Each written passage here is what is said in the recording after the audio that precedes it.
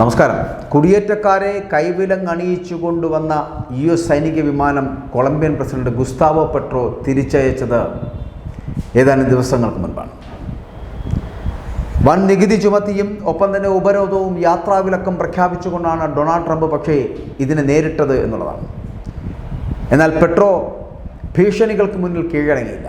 തിരിച്ച് നികുതി ഏർപ്പെടുത്തുകയും സ്വന്തം വിമാനം അയച്ച് തങ്ങളുടെ പൗരന്മാരെ സുരക്ഷിതമായിട്ട് നാട്ടിലെത്തിക്കുകയും ചെയ്തു. അദ്ദേഹം വിരട്ടി കാൽ കീഴിൽ നിർത്താമെന്ന വിചാരം വേണ്ട എന്ന് പെട്രോ ട്രംപിനോട് വ്യക്തമാക്കുകയും ചെയ്തു.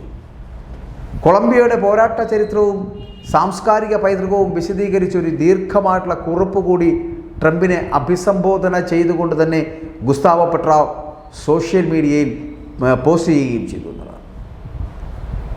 ആ കുറിപ്പ് നമ്മളൊന്ന് കാണേണ്ടതാണ് കേട്ടോ, അറിയേണ്ടതുമാണ്. അതിങ്ങനെയായിരുന്നു: അമേരിക്കയിലേക്ക് യാത്ര ചെയ്യാൻ ഇഷ്ടമല്ല തനിക്ക്, അല്പം വിരസമാണ് യാത്ര, പക്ഷേ പ്രശംസ അർഹിക്കുന്ന പലതും അവിടെ ഉണ്ടെന്ന് ഞാൻ സമ്മതിക്കുകയും ചെയ്യുന്നു. വാഷിങ്ടണിലെ കറുത്ത വംശജരുടെ പ്രദേശങ്ങളിൽ വരണമെന്ന ആഗ്രഹമുണ്ട്. വാൾട്ട് വിറ്റ്മാനെയും പോൾ സിമോണിനെയും നോം ചോസ്കിയെയും എല്ലാം എനിക്കിഷ്ടമാണ് എന്ന് തന്നെ ഞാൻ സമ്മതിക്കുകയും ചെയ്യുന്നു. എനിക്ക് രക്തബന്ധമുള്ള നിക്കോളാസ് സാക്കോയും ബാർട്ടോലോമിയോ വാൻസെറ്റിയും അമേരിക്കയുടെ ചരിത്രത്തിൽ അവിസ്മരണീയരാണ് എന്നുള്ള കാര്യവും ഞാൻ സമ്മതിക്കുകയാണ്. അവരെ പിന്തുടരുകയും ചെയ്യുന്നു. അമേരിക്കയിലും എൻ്റെ രാജ്യത്തും ഉണ്ടായിരുന്ന ഫാസിസ്റ്റുകളായിട്ടുള്ള ലേബർ നേതാക്കൾ ഇലക്ട്രിക് കസേരകളിൽ ഇരുത്തിയാണ് അവരെ കൊന്നുകളഞ്ഞത് എന്നുള്ള ചരിത്രവും മറക്കുന്നില്ല എന്നുള്ളതാണ്. താങ്കളുടെ എണ്ണ എനിക്കിഷ്ടമല്ല ട്രംപ്. അത്യാർത്തി കൊണ്ട് ഈ മനുഷ്യവംശത്തെ തുറച്ചു നീക്കും താങ്കൾ. ഗ്യാസ്ട്രൈറ്റിസ് ഉണ്ടെങ്കിലും ഒരു വിസ്കിക്ക് പുറത്ത് നമുക്ക് ഇതെല്ലാം അല്ലെങ്കിൽ ഇതേക്കുറിച്ചെല്ലാം തുറന്നു സംസാരിക്കാനാകുമെന്ന് ഞാൻ അംഗീകരിക്കുന്നു. പക്ഷേ എന്നെ ഒരു കീഴ്ജാതിക്കാരനായാണ് താങ്കൾ കണക്കാക്കുന്നത് എന്നുള്ളത് കൊണ്ട് അത് ഇത്തിരി ബുദ്ധിമുട്ടുള്ള കാര്യമാണ് എന്ന് പറയട്ടെ. ഞാനെന്നല്ല, ഒരു കൊളംബിയക്കാരനും താഴ്ന്ന വംശക്കാരനല്ല എന്നുകൂടി അറിയിക്കുകയാണ്. അതുകൊണ്ട് കീഴടങ്ങാൻ പോകുന്നില്ല ഞാൻ. താങ്കൾ വേണമെങ്കിൽ സാമ്പത്തിക ശക്തിയും അഹങ്കാരവും കൊണ്ട് ഒരു അട്ടിമറിക്ക് ശ്രമിച്ചോളൂ, കുഴപ്പമില്ല. സാൽവദോർ അലൻഡയോട് പണ്ടവർ ചെയ്തതുപോലെ. പക്ഷെ ഞാനിവിടെ തന്നെ മരിക്കും. അതിക്രമങ്ങളെയാണ് ഞാൻ ചെറുത്ത് നിൽക്കുന്നത്, താങ്കളെയും ഞാൻ ചെറുക്കുക തന്നെ ചെയ്യും മിസ്റ്റർ ട്രംപ് എന്ന് പറഞ്ഞു വെക്കുന്നു. കൊളംബിയയ്ക്ക് അയൽപക്കത്ത് എനിക്ക് അടിമകളെ ആവശ്യമില്ല എന്നും ഒരുപാട് അടിമകളുണ്ടായിരുന്ന ഇവിടെ അവരെല്ലാം സ്വയം സ്വാതന്ത്ര്യരാകുകയും ചെയ്തു എന്നുകൂടി പറയേണ്ടിയിരിക്കുന്നു. കൊളംബിയയ്ക്കരികിൽ സ്വാതന്ത്ര്യ പ്രേമികളെയാണ് എനിക്ക് വേണ്ടത് എന്നും നിങ്ങൾക്ക് എൻ്റെ കൂടെ ചേരാൻ കഴിയുന്നില്ല എങ്കിൽ ഞാൻ മറ്റാരെയെങ്കിലും നോക്കിക്കൊള്ളാമെന്ന് കൂടി ഓർമ്മിപ്പിക്കുകയാണ് ഗുസ്തോ. കൊളംബിയ ലോകത്തിൻ്റെ ഹൃദയമാണ്. താങ്കൾക്കത് ഉൾക്കൊള്ളാനാകുന്നില്ല. മഞ്ഞ ചിത്രശലഭങ്ങളുടെയും റേമഡിയസ് ദ ബ്യൂട്ടിയുടെയും കേണൽ ഔറേലിയനോ ബ്യൂട്ടിയുടെയും എല്ലാം നാടാണ് കൊളംബിയ എന്നുള്ളത്. അക്കൂട്ടത്തിലൊരാളാണ്, ഒരുപക്ഷെ അവസാനത്തെ ആളുമാണ് ഞാൻ എന്നുകൂടി പറയട്ടെ. കാരണം താങ്കൾ എന്നെ കൊന്നാലും അമേരിക്കയിൽ താങ്കൾക്ക് മുന്നിൽ കഴിയുന്ന എൻ്റെ ജനങ്ങൾക്കിടയിൽ ഞാൻ ജീവിക്കുക തന്നെ ചെയ്യും എന്ന് ഗുസ്താവോ പറയുന്നു.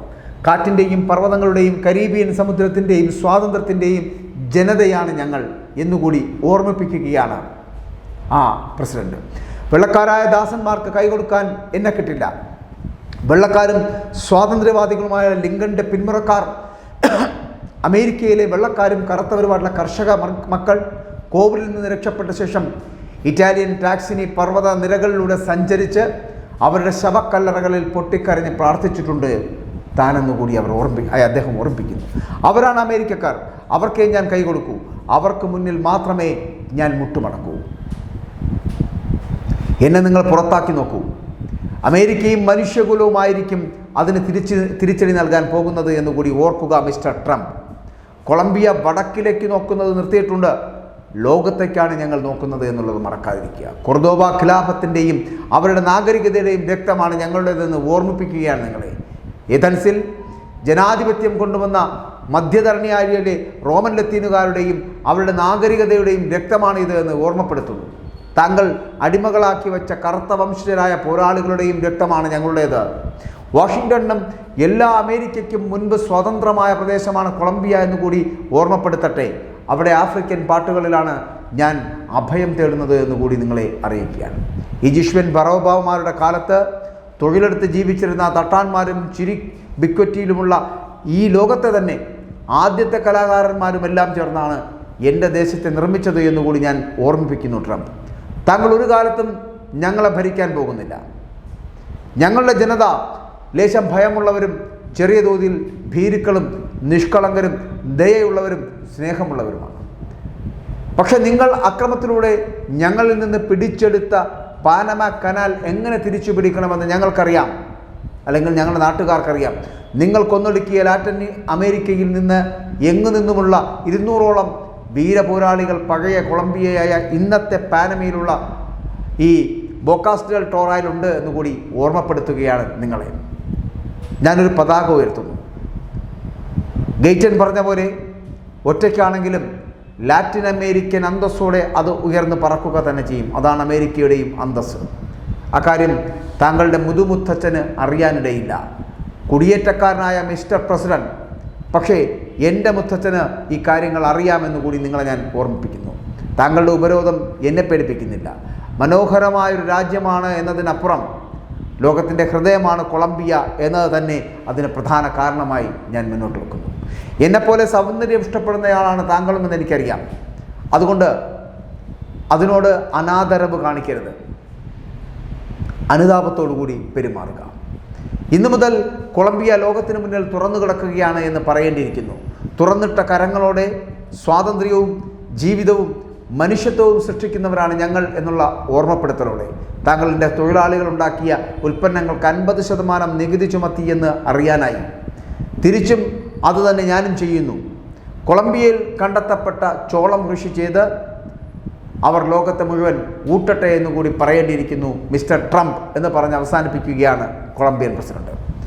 ഗുസ്താവോ പെട്രോയുടെ ആ കുറിപ്പ് കൊണ്ടത് ലോകത്തിൻ്റെ നെറുകയിൽ നിന്നുകൊണ്ട് പലരുടെയും ഹൃദയത്തിലേക്കായിരുന്നു.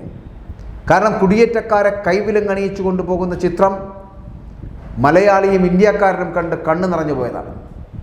ഒന്നും ചെയ്യാൻ കഴിയാതായിപ്പോയ ഒരു നേതാവിൻ്റെ നാടായി നമ്മുടെ ഇന്ത്യയും മാറിയെന്നുള്ളതാണ്. അവിടെയാണ് കൊളംബിയൻ പ്രസിഡന്റ് ഗുസ്താവോ പെട്രോ തികച്ചും വ്യത്യസ്തനാകുന്നത് എന്നുള്ളതാണ്. തിരിച്ചു പറയുവാൻ കെൽപ്പുള്ള, സായിപ്പിൻ്റെ മുമ്പിൽ അടിയറവ് പറയാതിരിക്കുന്ന, വെള്ളക്കാരന് മുന്നിൽ ഓച്ചാനിച്ച് നിൽക്കാത്ത മനസ്സുള്ള കൊളംബിയൻ പ്രസിഡന്റ് കാണിച്ച അതേ ധീരത ഇന്ത്യക്കാരും കാണിക്കേണ്ടത് തന്നെയാണ്. ഇന്ത്യക്കാരായിട്ടുള്ള കുടിയേറ്റക്കാരെയും കൈവലം കണിയിച്ച് സ്വന്തം രാജ്യത്തിലേക്ക് പറഞ്ഞുവിടാൻ പാടില്ല എന്ന് തന്നെയാണ് ഞങ്ങളുടെ പക്ഷം.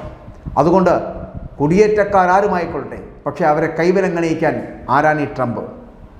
ട്രംപിൻ്റെ ഇത്തരത്തിലുള്ള വൃത്തികെട്ട ചെയ്തികൾ ലോകരാജ്യങ്ങൾ അംഗീകരിക്കില്ല എന്നുകൂടി തന്നെയാണ് ഗുസ്താവോ പെട്രോയുടെ കുറിപ്പിലൂടെ മനസ്സിലാക്കാൻ കഴിയുന്നത് എന്നുകൂടി ഓർമ്മിപ്പിക്കുന്നു.